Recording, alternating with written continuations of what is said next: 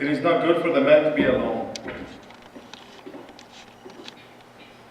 I think that when we read the book of Genesis, the first instinct for us is to come to the two conclusions in regards to the sacrament of marriage. We kind of rush through it. The first instinct is to think of marriage. It's not good for us to be alone. At the same time, marriage is a solution to it. But I think there is an underlying tone in regards to our Lord and how we can understand the mystery of Jesus better if we take not departing from the marriage, but departing from who Jesus is. And a reality of loneliness. It is not good for the man to be alone, and the solution that Jesus himself brings to us. Loneliness, I read somewhere, is analogous to hell. Our sense of loneliness is analogous to hell. Because there is something missing in us, incomplete. Hell will be the place where that which remains incomplete will always be incomplete. The presence with God, our union with Him. That is how loneliness is analogous to hell. Something for us to ponder upon, because we tend to dismiss it as an emotion, a psychological situation, but essentially it's part of our nature, something that we're lacking, something that's missing, if it is not completed by God. Why is it good to look at it that way in order to understand the rest of the passage from the book of Genesis? I think it's because it gives us a sense of why Jesus had to come to the earth. God feels sorry, feels love for humanity, for the loneliness of our humanity. That He will make, in a way, a union between Him and us. Suitable. And that's Jesus, the new Adam. So the creation of the woman that we see in the book of Genesis is also analogous to the church. Our union with Jesus and His union with us.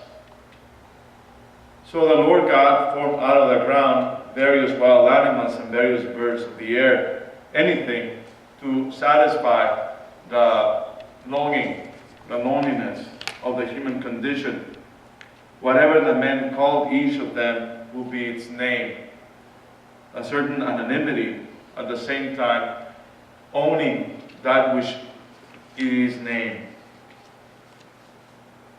But then I like to think of Jesus as being the Word by which God created the universe and everything that it contains.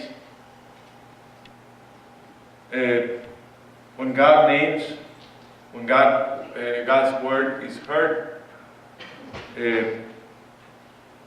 He puts a little bit of Himself on that which He names, which He creates. So all of creation has a resemblance of the Word by which everything was created. So the Lord cast into a deep sleep on the man. And I like to think of Jesus in His death on the cross. A deep sleep, death itself. And while He was asleep, He took out one of His ribs. Wasn't it true that when He was on the cross, they pierced His side and blood and water flowed? That's the rib. Well, there was a woman in front of Him, the Virgin Mother. And close up its place with flesh. The Lord God then built up into a woman. And that's how the image of the church comes to life to us. To understand the relationship between Jesus and His mother, the flesh from which Jesus came, and the relationship of the flesh that was born on that side of Jesus. The woman that came to be the bride of Jesus, that is the church. I think it's important for us to remember that, and not only just jump into our human condition and the condition of the vocation of marriage, but actually to see the union between Christ and His church, and how deep that union is, to understand how marriage is. Otherwise, what can happen is that we try to work it backwards and say, well, this is what marriage is, therefore the union between Jesus and the church is this. No, the union between Jesus and the church is the union per excellence. Jesus is flesh, became flesh in the womb of the Virgin Mary, but His flesh was not sterile. His flesh brought about the church, the body of Christ. From the crucifixion, from His death, God created another woman that we call the body of Christ, that is the church, for whom He's the husband, for whom she is a bride to Him. That's how I think we gotta see the church, because otherwise I think we just turn the church into an institution. Very easily we can just see our doings, our movements, our activities, our evangelization, without looking at the bridegroom, that is Jesus, the bridegroom to the church, who Jesus is. And while He was asleep, I think it is in the depths of His death when the church comes about. It is from His death and His rising which brings life to this that we know as the body that is the church. The Lord God then built up into a woman the rib that He had taken from the man. And I think that's the way the church is built up. Holy Mother, church, is being built up centuries upon centuries. And we try to reduce her sometimes to a human institution, and there can be tug of wars or ideologies and everything that kind of pollutes the identity of the church.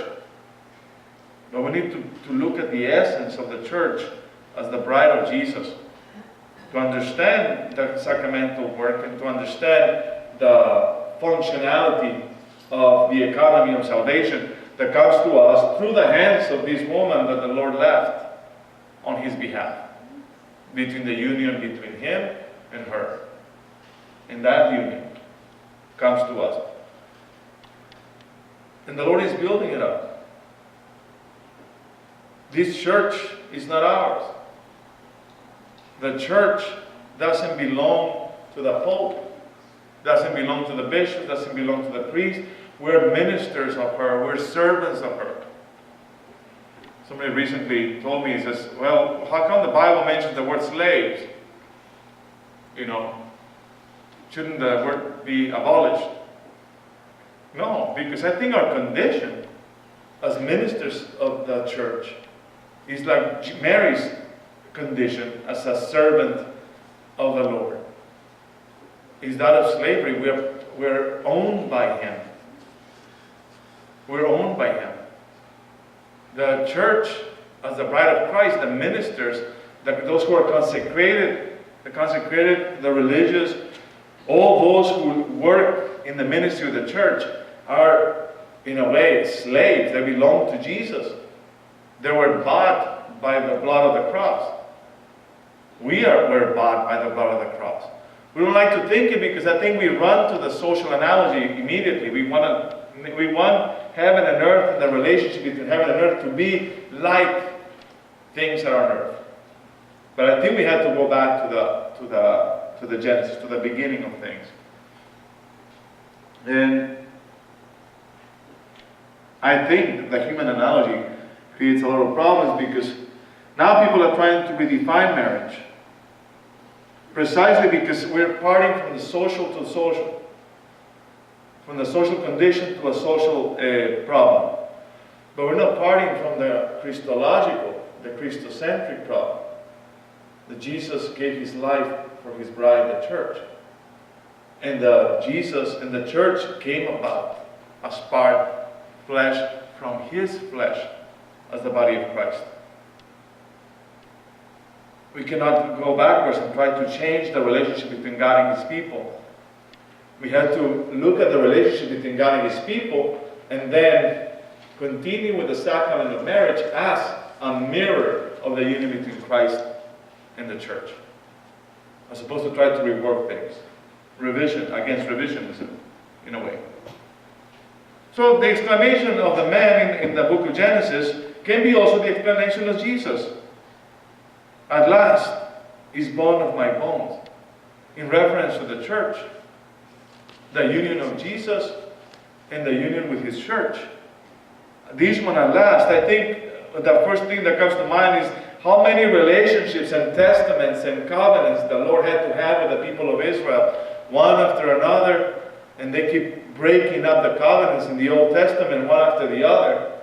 Constantly, prophets, patriarchs were sent to try to bring the people of God back to God. And there was not a complete union between God and his people. As much as he tried to demonstrate how Jerusalem was his bride, there was always a gap between the people of God and his people. So the exclamation of Jesus, this one at last is bone of my bones, speaking of the reality of the church and flesh of my flesh. That Jesus is truly united to his church. Unlike any other union that God ever had with any other body, with any other people. This one is not only in word, but it's actually in flesh. So it's not only just Jesus speaking or God saying, this is my covenant, and the people accepting the covenant. Now the question is, this is my body, this is my blood.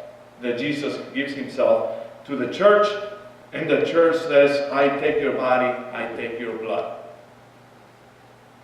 The church receives the fullness of Jesus. The sacrament of the Eucharist, which we are venerating and adoring today, is precisely, again and again, the union between Jesus and his flesh, the church. Flesh of my flesh, bone of my bones. This one shall be called woman, for out of her man this one has been taken.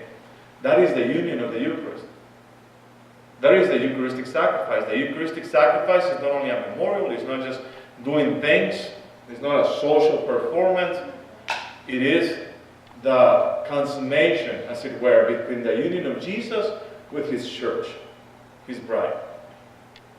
The love that Jesus has for his bride is constant, is multiplied thousands and thousands and thousands of times a day, every time that the sacrament of the celebration of the Eucharist is taking place, the Mass is taking place, all over the world. So much does God love us that he doesn't only give his flesh once, he doesn't only love his bride once, he loves his bride in the flesh constantly. Such is the love of God, such is the love of Jesus for his bride. This one shall be called woman, for out of her man this one has been taken. This is why a man leaves his father and mother and clings to his wife.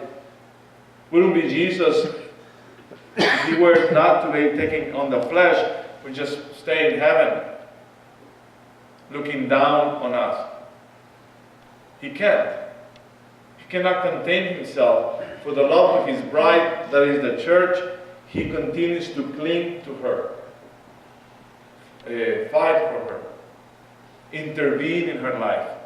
Even if we, the members, sometimes are not so faithful and sometimes we just kind of go our own way, or even the church with its institutions and everything, sometimes we kind of veer off on the wrong direction, Jesus continues to reach out to us, cling to us.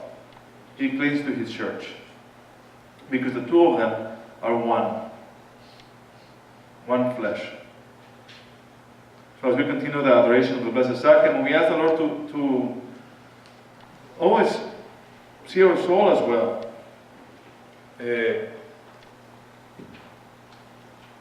As a bride. As in John of the Cross who said that every soul is to Jesus a bride. every soul is to Jesus a bride. Every soul yearns for Jesus, and Jesus searches after every soul. So it's not just the church, but also individually. He searches for each one of us. And we hope that one day we'll be shamelessly before Him, present ourselves to Him. He welcomes us into the kingdom. In the name of the Father, and the Son, and the Holy Spirit.